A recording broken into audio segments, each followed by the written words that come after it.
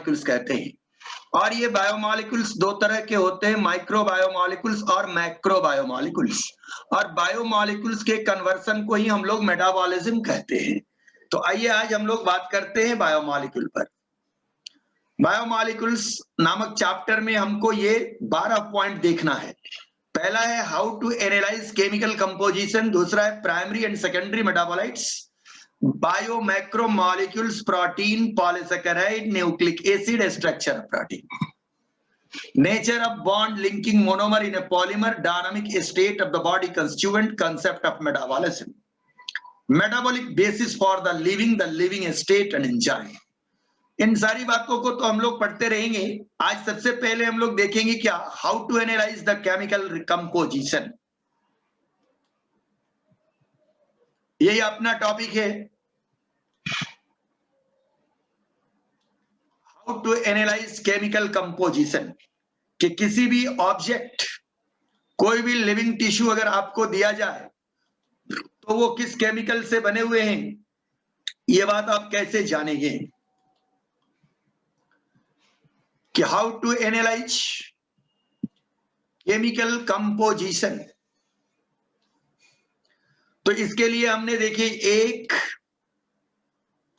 2, 3, 4, 5, 6, 7 point बनाया। पहला कि टेकिंग ए लिविंग टिश्यू, सबसे पहले हम लिविंग टिश्यू लेंगे, या तो कोई वेजिटेबल या पीस ऑफ लिवर। तो ये क्या है, लीवर का पीस है और ये वेजिटेबल है। तो दोनों में से किसी एक को लेंगे, दोनों को एक साथ नहीं लेंगे।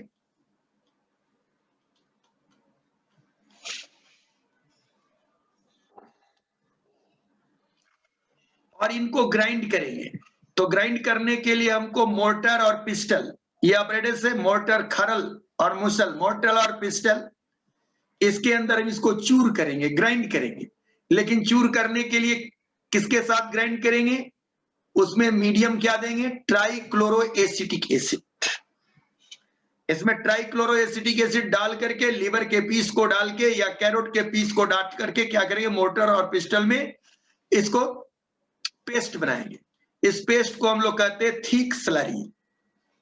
वो पेस्ट जो बनेगा उसका नाम होगा थिक स्लरी। और अब इसको छानेंगे, स्ट्रेन द स्लरी। किसके द्वारा छानेंगे, या तो चीज क्लॉथ के द्वारा या कॉटन के द्वारा। यहां देखिए छाना जा रहा है। अब छानेंगे तो क्या होगा, कुछ एसिड सोलेबल पोर्शन होगा जो नीचे चला जाएगा पॉट में, और कुछ एसिड इनसोलेबल होगा जो ऊपर रह जाएगा। तो थिक स्लरी से 2 फ्रैक्शन हमारा को ऑब्टेन होगा। एक का नाम होगा फिल्ट्रेट या एसिड सोलेबल पूल, और सेकंड का नाम होगा रिटेंट एसिड इनसोलेबल फ्रैक्शन। तो ऊपर वाला हो गया एसिड इनसोलेबल फ्रैक्शन और नीचे वाला हो गया acid soluble pool.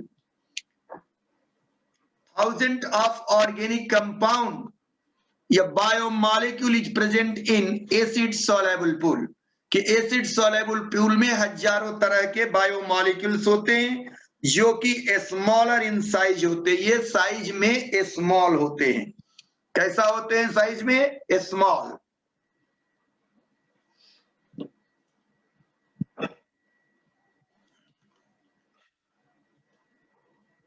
The acid insoluble fraction, macromolecular fraction, ये मैक्रोमॉलिक्यूल्स होते हैं। ये भी बायोमॉलिक्यूल्स है, जैसे प्रोटीन, न्यूक्लिक एसिड, लिपिड के सामने नोट ऑफ इंट्रोगेशन इसलिए लगा है बेटा कि लिपिड जो है वो माइक्रोमॉलिक्यूल है, लेकिन ये पाया कहां जा रहा है, एसिड इनसोलेबल फ्रैक्शन यानी मैक्रोमॉलिक्यूलर फ्रैक्शन में। ऐसा क्यों, क्योंकि इसका वेट 1000 डाल्टन से ज्यादा होता है। आगे हम बोलेंगे। Various separation technique are also used to separate this organic compound। और बहुत सारे टेक्निक भी हमारे पास हैं जो आप आगे की कक्षाओं में पढ़ेंगे, जिसके द्वारा आप सेपरेट कर सकते हैं। यहाँ पर बेसिक से बेसिक एक टेक्निक आपको बताया गया जिसके द्वारा आप ऑर्गेनिक मॉलिक्यूल को सेपरेट कर सकते हैं। तो ये ऑर्गेनिक मॉलिक्यूल क्या है, बायोमॉलिक्यूल है। लेकिन एक बात अब आएगा कि इनऑर्गेनिक को कैसे सेपरेट करते हैं, क्योंकि केवल जीवों में तो ऑर्गेनिक ही नहीं रहता है, analysis of inorganic element and compound. इसमें क्या करते हैं, यहां भी टिश्यू लेंगे, लिविंग टिश्यू, लीफ ले ले या लीवर ले ले, लीवर टिश्यू, तो उनको लेंगे तो उनका वेट करेंगे, उस वेट को कहते हैं वेट या फ्रेश वेट। अब उसके वाटर को इवोपरेट करेंगे, उसको ड्राई करेंगे, सुखाएंगे, तो सुखा देने के बाद उनका वेट लेंगे, वो होगा ड्राई वेट। अब उसको बर्न करेंगे, उस ड्राई टिश्यू को बर्न करेंगे, और बर्न करने से क्या होगा, जलाने से क्या होगा, all the carbon compound like carbon dioxide, water vapour इत्यादि जो होंगे वो रिमूव हो जाएंगे, और रिमेनिंग को हम लोग बोलेंगे ऐश। और इस ऐश से हम लोग इनऑर्गेनिक एलिमेंट को निकालते हैं, like calcium, magnesium, inorganic compound like sulphate, phosphate इत्यादि। देखा गया कि जीवों में जितने भी एलिमेंट्स हैं, मोर और लेस वे सारे के सारे पृथ्वी में भी हैं। तो एक कंपैरिजन यहां दिया गया कि ह्यूमन बॉडी में वो कौन एलिमेंट का क्या परसेंटेज है और पृथ्वी में क्या है। जैसे हाइड्रोजन का, कार्बन का, ऑक्सीजन का, नाइट्रोजन का, सल्फर का, सोडियम का, कैल्शियम का, मैग्नीशियम का, सिलिकॉन का। तो ये कहां है, अर्थ क्रस्ट में है, और ये कहां है, ह्यूमन बॉडी में है।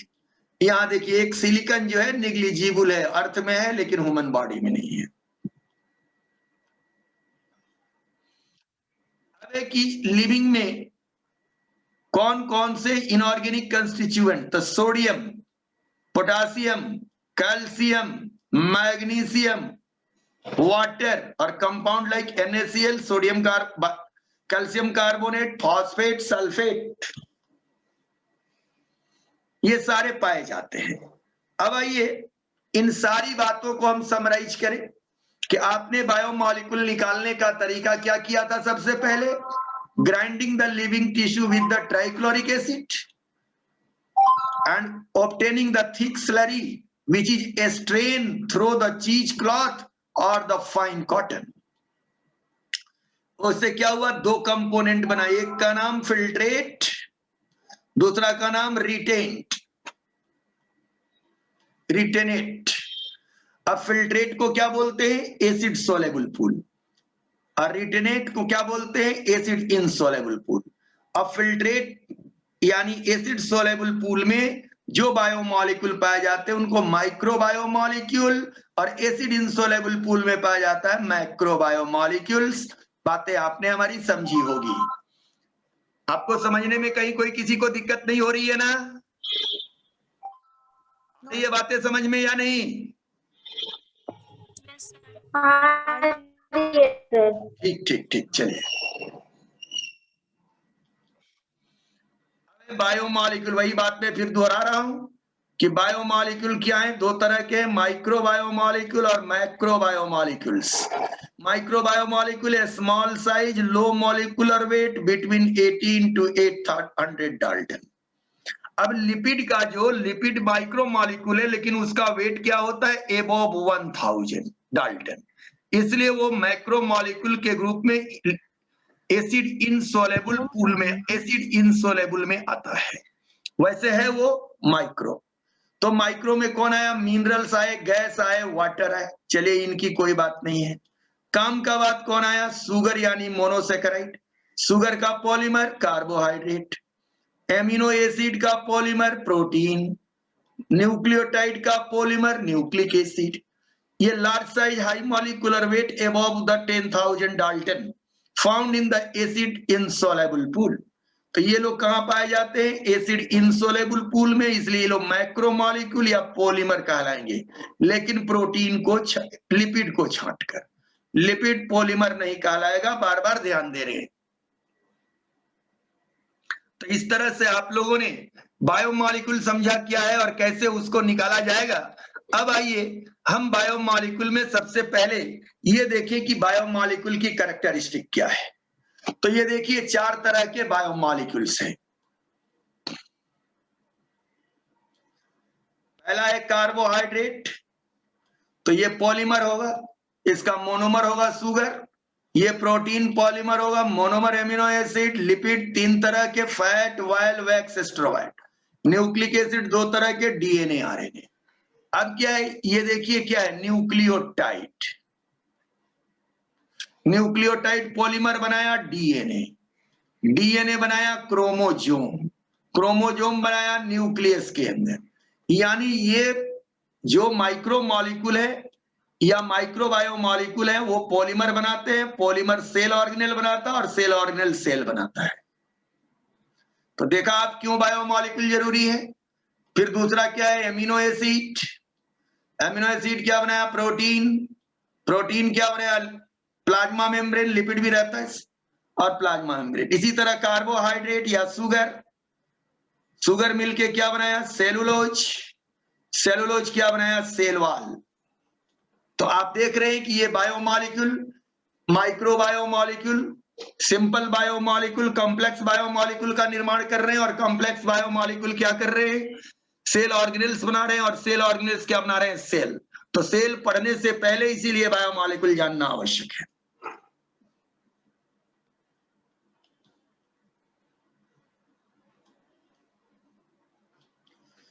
अब देखिए बायोमॉलिक्यूल, तो कितने तरह के बायोमॉलिक्यूल आपने जाना, कार्बोहाइड्रेट, न्यूक्लिक एसिड, प्रोटीन। अब मोनोमर, कार्बोहाइड्रेट का मोनोमर बेटा मोनोसेकेराइड, और कार्बोहाइड्रेट पॉलीमर पॉलीसेकेराइड। लिपिड का ना कोई मोनोमर ना पॉलीमर, ये अपने आप में ही है माइक्रोमॉलिक्यूल्स है। न्यूक्लिक एसिड, इसका है क्या मोनोमर, न्यूक्लियोटाइड, और पॉलीमर पॉलीन्यूक्लियोटाइड। प्रोटीन का मोनोमर एमिनो एसिड और पॉलीमर पॉलीपेप्टाइड। अब कहता है कि मोनोमर दो छोटे छोटे अणु होंगे तो वो आपस में जुड़ेंगे, जुड़ने के लिए उन्हें बॉन्ड चाहिए, क्योंकि ये केमिकल मॉलिक्यूल है इसलिए इनको बॉन्ड चाहिए। और इनके बॉन्ड का नाम देखिए, कार्बोहाइड्रेट यानी पॉलीसेकेराइड में पाए जाने वाले बॉन्ड का नाम ग्लाइकोसिडिक बॉन्ड, लिपिड में ईस्टर बॉन्ड। अब आप पूछेंगे सर लिपिड मोनोमर है तो इसमें बॉन्ड क्यों पाया जाएगा, क्योंकि लिपिड बना हुआ रहता है ग्लिसरॉल और फैटी एसिड के, ग्लिसरॉल और फैटी एसिड कैसे जुड़ेंगे, तो ईस्टर लिंक है, ये ईस्टर बॉन्ड के द्वारा। न्यूक्लिक एसिड में फॉस्फो ईस्टर बॉन्ड और प्रोटीन में पेप्टाइड बॉन्ड, याद रखना है, बहुत इंपॉर्टेंट है, बार बार पूछा जाता है। अब कार्बोहाइड्रेट कितने तरह के, मोनोसेकेराइड, 2 मोनोसेकेराइड, डाइसेकेराइड और बहुत सारे मोनोसेकेराइड, पॉलीसेकेराइड। लिपिड कितने, triglyceride, phospholipid, sterol. Nucleic acid, DNA, RNA. Protein, fibrous protein, globular protein. Function क्या है कार्बोहाइड्रेट का, एनर्जी सोर्स है। और ये क्या है, थर्मल इंसुलेटर है, ठंड से जानवर को बचाता है, ये जेनेटिक कोड रखता है, इसका बहुत सारा फंक्शन है। तो ये सिंपल सामने आपको बताया कि बायोमॉलिक्यूल्स क्या हैं। अब हम लोग सबसे पहले किस बायोमॉलिक्यूल्स पर आएंगे, तो एमिनो एसिड पर आएंगे।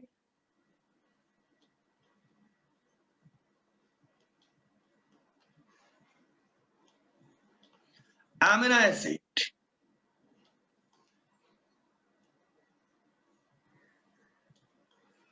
Amino acid are the building block of protein, ये प्रोटीन का निर्माण करने वाला होता है। Protein are the polymer of amino acid, और प्रोटीन एमिनो एसिड का पॉलीमर होता है। और इसमें क्या होता है, amino acid link together by what is called the peptide bond, दो एमिनो एसिड आपस में जुड़े होते हैं पेप्टाइड बॉन्ड के द्वारा। Up till now, near about the 300 amino acid discovered, यानी आज तक नेचर में 300 अमीनो एसिड को देखा गया है। Out of that only are proteinic in nature, उनमें से 20 अमीनो एसिड ऐसे हैं जो प्रोटीन में पाए जाते हैं। कहीं कहीं एनसीईआरटी में 22 भी लिखा रहता है, तो 22 पुराना डाटा है, 20 नया डाटा है, 22 अमीनो एसिड। तो 22 अमीनो एसिड प्रोटीन में पाए जाते हैं। स्ट्रक्चर ऑफ अमीनो एसिड, तो कहता है कि एमिनो एसिड का डेफिनेशन अगर आप जानना चाहें तो कहता है कि di carboxylic acid in which the one carboxylic group substituted by amino group. पहला परिभाषा हुआ। दूसरा परिभाषा हुआ कि amino acid is the substituted methane, methane का सब्स्टिट्यूट है। मीथेन में 4 हाइड्रोजन होते हैं, इसमें 1 हाइड्रोजन है, बाकी 3 हाइड्रोजन सब्स्टिट्यूट कर गए हैं। 1 हाइड्रोजन सब्स्टिट्यूट किया है एमिनो ग्रुप के द्वारा, दूसरा हाइड्रोजन सब्स्टिट्यूट किया है कार्बोक्सिल ग्रुप के द्वारा, और तीसरा हाइड्रोजन साइड चेन या आर ग्रुप के द्वारा।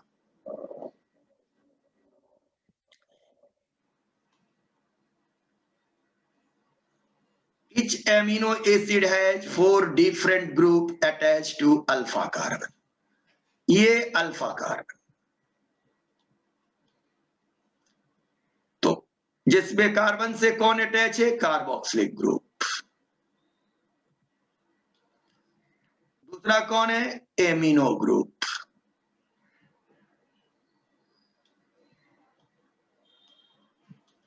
तीसरा क्या है? Hydrogen atom. ये किसी भी एमिनो एसिड में इतना रहेगा। और चौथा है साइड चेन आर। ये आर जो है बदलता जाएगा, वेरिएबल रहेगा, और इसी आधार पर एमिनो एसिड चेंज होते जाएंगे, नाम चेंज होते जाएंगे। आइए देखते हैं। देखिए बेसिक स्ट्रक्चर। तो इसमें ये क्या है? Alpha carbon. ये क्या है? Carboxyl terminal. ये क्या है? Amino terminal. ये क्या है? Side chain. और ये हाइड्रोजन। तो एमिनो एसिड का स्ट्रक्चर भी आपने समझ लिया, काफी सिंपल स्ट्रक्चर है। आइए एमिनो एसिड की क्लासिफिकेशन। एमिनो एसिड की क्लासिफिकेशन 2 तरह से लिए। पहला लिए on the basis of synthesis. तो ये 3 तरह के essential amino acid, semi essential amino acid और non essential amino acid. Essential amino acid कौन है? जिनका निर्माण मनुष्य या जानवरों के शरीर में नहीं होता है, और इस एमिनो एसिड के लिए वो अपने डाइट भोजन पर डिपेंड रहते हैं जो प्लांट से लिया जाता है, जैसे ल्यूसीन और methionine. Semi essential amino acid कि इनका शरीर में कभी कभी निर्माण होता भी है और कभी नहीं भी होता है। तो ये काफी इंपॉर्टेंट है। हिस्टिडीन और आर्जिनिन कई बार पूछा गया है। सेमी एसेंशियल अमीनो एसिड याद रखेंगे। नॉन एसेंशियल बाकी सारे नॉन एसेंशियल अमीनो एसिड हुए। अब दूसरा बात है on the basis of functional group. तो फंक्शनल ग्रुप के आधार पर फंक्शनल ग्रुप या तो न्यूट्रल होगा तो न्यूट्रल अमीनो एसिड, या एसिडिक होगा तो एसिडिक अमीनो एसिड, बेसिक होगा तो basic amino acid. Acidic amino acid जैसे aspartic acid, glutamic acid. Neutral होगा तो ग्लाइसिन। अब न्यूट्रल कितने तरह के? एलिफेटिक अमीनो एसिड, ग्लाइसिन और alanine. Simple chain. Aromatic chain जानते हैं? एरोमेटिक कंपाउंड आप जानते हैं। Aromatic amino acid phenyl alanine tyrosine, sulphur containing cysteine methionine, hydroxyl amino acid serine threonine. अब बेसिक अमीनो एसिड भी एलिफेटिक चेन में होते हैं। Arginine, lysine, aliphatic heterocyclic histidine. Aromatic compound tryptophan. आइए थोड़ा डिटेल में अब देखते हैं कि एसेंशियल अमीनो एसिड का कंसेप्ट क्या है। हाँ पूछिए।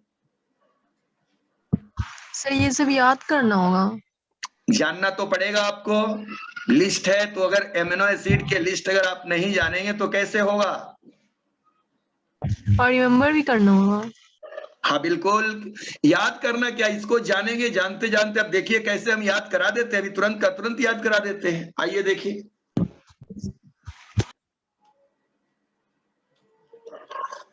एसेंशियल और indispensable amino acid can't be synthesized in body and have to be taken in diet। और ये कितने? 8 हैं। ये 8 है। कौन कौन? Valine, isoleucine, leucine, lysine, methionine, phenylalanine, threonine, tryptophan. 1 2 3 4 5 6 7 8। ये 8 तो आसानी से याद रहेगा। इसके लिए शॉर्ट एब्रिविएशन है Pvt team hall. Semi essential amino acid ये 2 ही है, आर्जिनिन और हिस्टिडीन। आसानी से याद रहेगा। These are growth promoter, no synthesize adequate amount in body। Body में आपका संतुलित मात्रा में नहीं बनता है, ना के बराबर बनता है, कभी ना भी बनता है। Non essential, synthesise in the body and may not be component of diet, इसकी जरूरत नहीं है। तो 20 एमिनो एसिड हुए जिसमें 10 नॉन एसेंशियल हुए, 8 जो हुए वो एसेंशियल हुए और 2 सेमी एसेंशियल हुए। ये 8 का लिस्ट फिर यहां दिए हुए हैं, ये 2 सेमी एसेंशियल यहां है, बाकी नॉन एसेंशियल यहां है। तो मैं नहीं समझता हूं कि बहुत कोई दिक्कत होगी।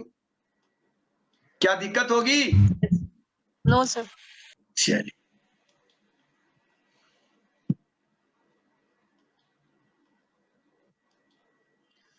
ये 20 के 20 एमिनो एसिड, देखिए सबसे सिंपलेस्ट एमिनो एसिड ग्लाइसिन, बार बार पूछा गया कि सिंपलेस्ट एमिनो एसिड ग्लाइसिन क्या है? साइड चेन केवल H है, और उससे थोड़ा कॉम्प्लेक्स हुआ CH3 हो गया, तो क्या नाम हो गया? एलानिन। और आगे बढ़ा वेलिन, फिर क्या हो गया? ल्यूसीन, मिथ्योनिन, आइसोल्यूसीन, ये सब क्या हुआ? एलिफेटिक चेन में है। अब अनचार्ज न्यूट्रल देखे, serine, threonine, cysteine, proline. Proline क्या है? इमिनो एसिड है, एमिनो ग्रुप नहीं रहता, इसमें इमिनो ग्रुप रहता है, याद रखना है। प्रोलिन स्पेशल एमिनो एसिड है, इमिनो एसिड। ये क्या है? एस्पार्जिनिन, ग्लूटामाइन। अब ये क्या है? Negatively charge acidic amino, basically amino acid, positively charge, lysine, arginine, histidine, basic amino acid, negatively charge amino acid, aspartate, aspartic acid, glutamate, glutamic acid. अब क्या है? एरोमेटिक कंपाउंड, फिनाइलेलानिन, देखिए एरोमेटिक चेन है इसमें, टायरोसिन, ट्रिप्टोफान। तो ये 20 amino acid का आपने स्ट्रक्चर देखा। अब आइए इसके कोड के बारे में जानते हैं, इसके short abbreviation, amino acid and their short abbreviation. अगर क्लास बीच में ऑफ हो जाए तो कहीं जाइएगा मत, फिर तुरंत क्लास ज्वाइन करिएगा, टाइम हो जाए। अब है एलानिन, एलानिन का 3 लेटर का कोड है ALA, लिख दीजिएगा, एलानिन का बोध हो गया। अकेले A लिखिएगा तो भी एलानिन। इसी तरह आर्जिनिन, ARG या R, एस्पाराजिनिन, ASN या N, एस्पार्टिक एसिड ASP या D, सिस्टीन CYS या C। कुछ कुछ इंपॉर्टेंट है जैसे Q, glutamic acid E, lysine K, फिनाइलेलानिन F,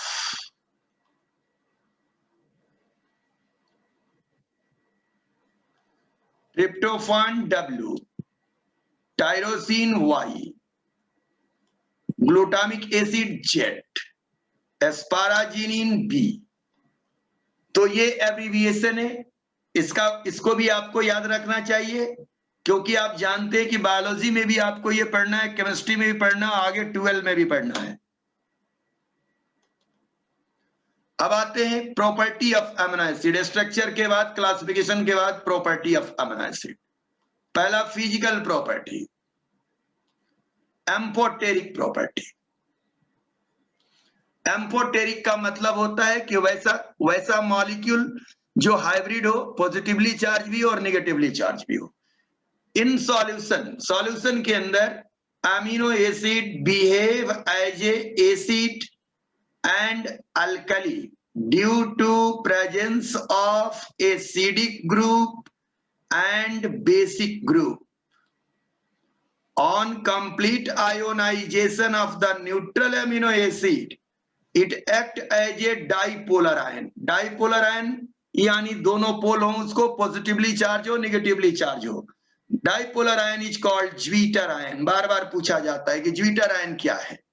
या hybrid molecule, they carry both negative and positive charge which are equal, and this is called amphoteric. जब positive और negative दोनों बराबर चार्ज कोई मॉलिक्यूल रखे ज्विटर आयन हो तो उसको कहते हैं एम्फोटेरिक, इसलिए इस प्रॉपर्टी का नाम हुआ एम्फोटेरिक प्रॉपर्टीज। दूसरा property of amino acid, they can be react with acid and base, या एसिड के साथ भी रिएक्ट कर सकता है बेस के साथ। तीसरा फिर इंपॉर्टेंट है आइसो इलेक्ट्रिक पॉइंट, कहता है कि on which pH amino acid become neutral is called isoelectric point. The amino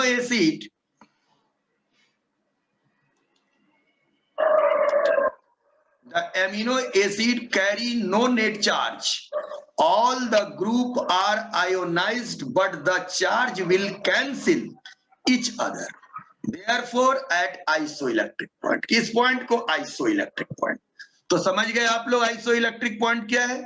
वह पीएच जिस पर एमिनो एसिड न पॉजिटिवली चार्ज हो न नेगेटिवली चार्ज हो, न्यूट्रल आयन के जैसा काम करे।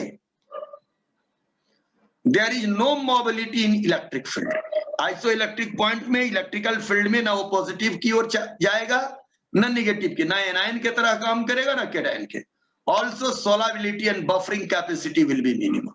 और बफरिंग कैपेसिटी, बफर सॉल्यूशन का नाम सुना होगा, बफरिंग कैपेसिटी भी इसके मिनिमम होती है। Chemical property of amino acid, reaction due to carboxylic group, carboxylic group के साथ ये रिएक्ट करेगा तो salt formation with alkali, alkali के साथ साल्ट का फॉर्मेशन करेगा।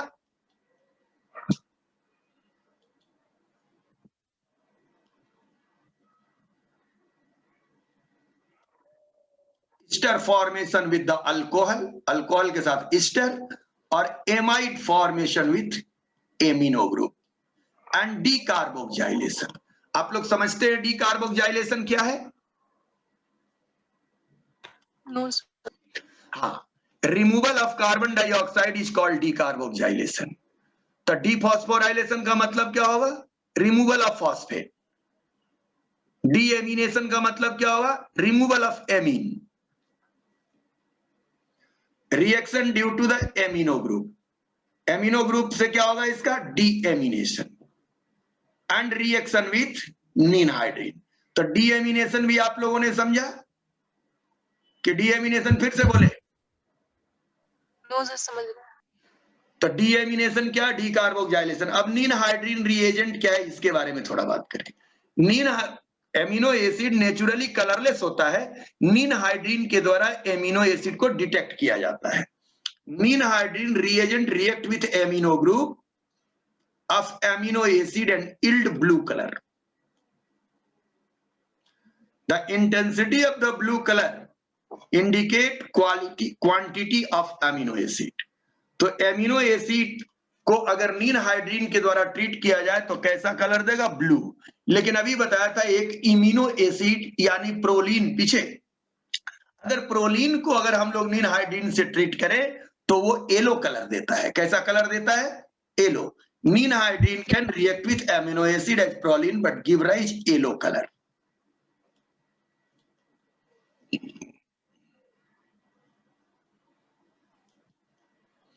ये फंक्शन ऑफ अमीनो एसिड, कि अमीनो एसिड का फंक्शन क्या है? Provide the monomer unit from which the long polypeptide chain, कि सबसे पहले ये पॉलीपेप्टाइड का मोनोमर है। और कैसे पॉलीपेप्टाइड सिंथेसाइज करता है? कंडेंसेशन रिएक्शन के द्वारा, जिसमें दो मॉलिक्यूल एमिनो एसिड के बीच क्या बनता है? Peptide bond. L amino acid, ये एल एमिनो एसिड क्या है इस पर समझे। एमिनो एसिड की प्रॉपर्टी आप लोगों ने जाना, उसमें एक प्रॉपर्टी और जोड़ते हैं कि एमिनो एसिड ऑप्टिकली एक्टिव होता है।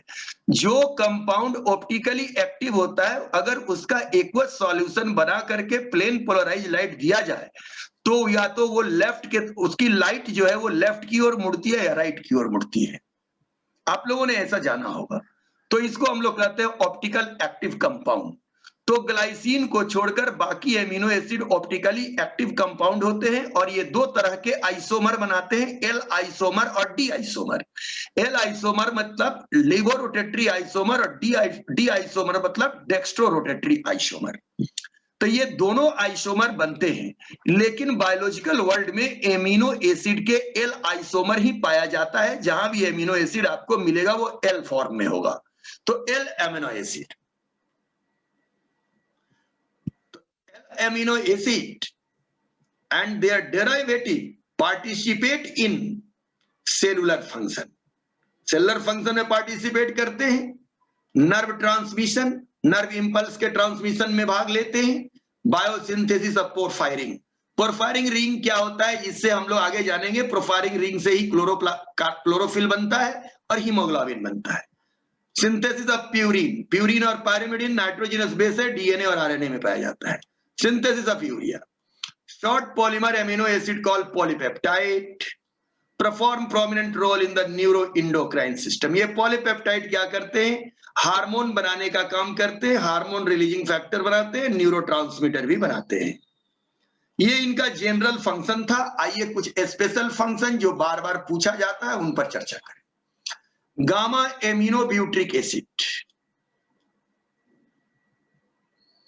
Is a derivative of glutamic acid, कई बार पूछा गया है। And dopamine derivative of tyrosine is a neurotransmitter. ये दोनों एमिनो एसिड न्यूरोट्रांसमीटर का काम करते हैं। नर्व न्यूरॉन जो है, न्यूरॉन के द्वारा ये सिक्रीट होते हैं, याद रखना है। हिस्टामिन ये एलर्जिक रिस्पॉन्स देता है आपके बॉडी में, ये बनता है, ये हिस्टिडीन से पैदा होता है हिस्टामिन। और हिस्टामिन क्या है? Mediator of allergic reaction. Mast cell नामक कोशिका हिस्टाडीन को बनाती है, जो आगे आप लोग ह्यूमन फिजियोलॉजी में जानेंगे। थायरॉक्सिन हार्मोन है, यह टायरोसिन से बनता है और थायराइड से निकलता है। तो ये था इसका स्पेशल फंक्शन। तो फंक्शन भी जाना आपने, स्पेशल फंक्शन भी जाना, स्ट्रक्चर भी जाना, क्लासिफिकेशन भी जाना, प्रॉपर्टी भी जाना। आइए अब हम लोग बात करते हैं पेप्टाइड बॉन्ड। ये बॉन्ड कैसे बनाता है? पेप्टाइड बॉन्ड या एमाइड बॉन्ड कहता है कि कोवेलेंट केमिकल बॉन्ड। एक बात आप लोग ध्यान दे लेंगे कि केमिकल दो तरह के बॉन्ड होते हैं। एक बॉन्ड का नाम होता है क्या? इलेक्ट्रोवैलेंट, और दूसरे का कोवेलेंट। तो बायोलॉजिकल बॉन्ड जितने भी होते हैं वो सारे के सारे कोवेलेंट बॉन्ड होते हैं, चाहे वो पेप्टाइड बॉन्ड हो, ग्लाइकोसिडिक बॉन्ड हो, फॉस्फोईस्टर बॉन्ड हो या ईस्टर बॉन्ड हो। The covalent chemical bond formed between the two molecules when the carboxyl group of one molecule react with amino group of other molecule, causing release of the molecule water molecule। कि दो amino acid एक water molecule निकालता है। Hence process is called dehydration synthesis reaction। Peptide bond formation का कौन सा reaction है? Dehydration synthesis, also known as condensation reaction, and usually occur between, यही दो एमिनो एसिड के बीच होता है और रिजल्टिंग बॉन्ड ये बनता है जिसका नाम है पेप्टाइड बॉन्ड। यहां देखिए आप, एक ये एमिनो एसिड है, ये दूसरा एमिनो एसिड है, इसका ये एमिनो टर्मिनल है, इसका ये कार्बोक्सी टर्मिनल है, दोनों मिल रहा है और वाटर यहां से रिलीज हो जाएगा और यहां ये बन जाएगा क्या? पेप्टाइड। तो पेप्टाइड बॉन्ड ये है सी और एन के बीच बनने वाला पेप्टाइड बॉन्ड। कैसा है नेचर में? कोवेलेंट नेचर का बॉन्ड। अब देखिए ये जीआईएफ को देखिए, इस एमिनो एसिड का क्या है? ये कार्बोक्सिल ग्रुप है, इसका ये एमिनो ग्रुप है, दोनों जुड़ा और ये वाटर निकल गया। इसी बात को यहां दिखा रहे हैं, एक एमिनो एसिड, दो एमिनो एसिड, तीन, पहला जुड़ा वाटर निकला, दूसरा जुड़ा वाटर निकला, पेप्टाइड लिंकेज बन गया। तो देखा आपने, तो इस तरह से आपने एमिनो एसिड के बारे में जाना कि एमिनो एसिड क्या है, और ये सिंपल बायोमॉलिक्यूल है और ये क्या बनाता है? प्रोटीन बनाता है। अब एमिनो एसिड के बाद हम लोग अगले दिन या तो लिपिड पढ़ेंगे या तो प्रोटीन। अब आप लोगों पर डिपेंड है कि आप लोग क्या पढ़ना चाहते हैं, अपना फीडबैक देंगे। बातें सबको हमारी समझ में आई कि कुछ पूछना है?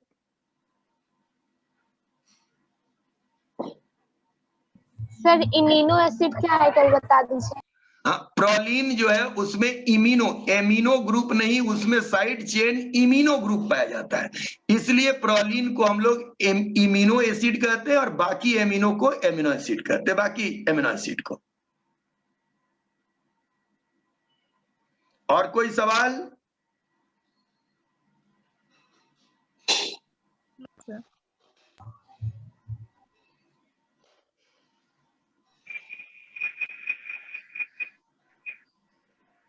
सर बफरिंग कैपेसिटी क्या होता है?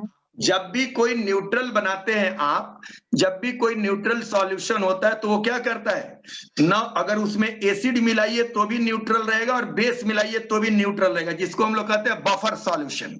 तो एमिनो एसिड के पास मिनिमम कैपेसिटी होती है बफरिंग करने की, बफर सॉल्यूशन के जैसा बिहेव करने का। केमिस्ट्री में आप और भी बफर सॉल्यूशन के बारे में ज्यादा पढ़ेंगे।